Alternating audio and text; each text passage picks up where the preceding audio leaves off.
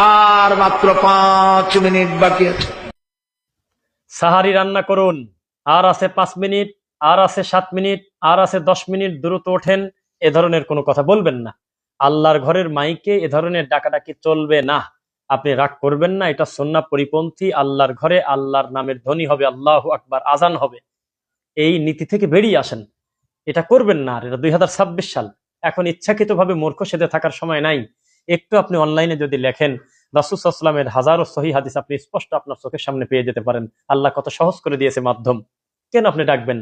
আল্লাহর ঘরে এইভাবে ডাকাডাকি করা চলবে না। আর আছে 5 মিনিট, 10 মিনিট, 20 মিনিট, তাড়াতাড়ি ওঠেন, সাহারি রান্না করুন। জি না, মানুষ তার ইমানের গতিতে উঠে কিয়ামুল লাইল করবে, তাহাজ্জুদ করবে, কিয়ামুল লাইল, সালাতুল লাইল, তারাবি যে নামেই বলেন না কেন। তারপরে তিনি সাহারি করবে, তাসাহারু ফা ইন্না ফিস সাহরি বারাকা, সাহারিতে বারাকাত বারাকা আছে, সাহারি করবে। তারপরে সে তার ইমানের গতিতে ফজরের সালাত জামাতে পড়বে। এগুলো তো বান্দা তার নিজের কারণে করবে।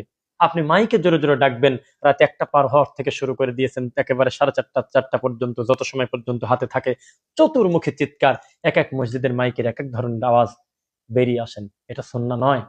রাসূল সাল্লাল্লাহু আলাইহি ওয়াসাল্লামের দিন নিয়ে ইয়ারকি ঠাট্টা করার পাপ। মান আহদাসা ফি আমরিনা হাযা মা লাইসা মিনহু ফাহুয়া রাদ। যেহেতু এটা আমল মনে করি আমরা করি, যেহেতু মানুষের সুবিধা দেব মনে করি, আল্লাহর ঘরের মাইকে বলি, যেহেতু এই কর্মটা নবী সাল্লাল্লাহু আলাইহি ওয়াসাল্লাম এবং তার সাহাবায়ে কেরাম এবং পরবর্তীতে ভালো মানুষদের থেকে, কোন ইমামদের থেকে আমরা কোন ধরনের কোনো ব্যাখ্যা প্রমাণ পাই না, আমরা এই ধরনের কাজ থেকে বিরত থাকবো। আল্লাহর ঘরে আল্লাহর নামের ধ্বনি, আজান হবে, বান্দা আজান শুনে তারা উঠবে এবং আজান শুনে খাবে। আজান শুনে খাওয়া বাদ দিয়ে দেবে। কে কার কথা শুনে?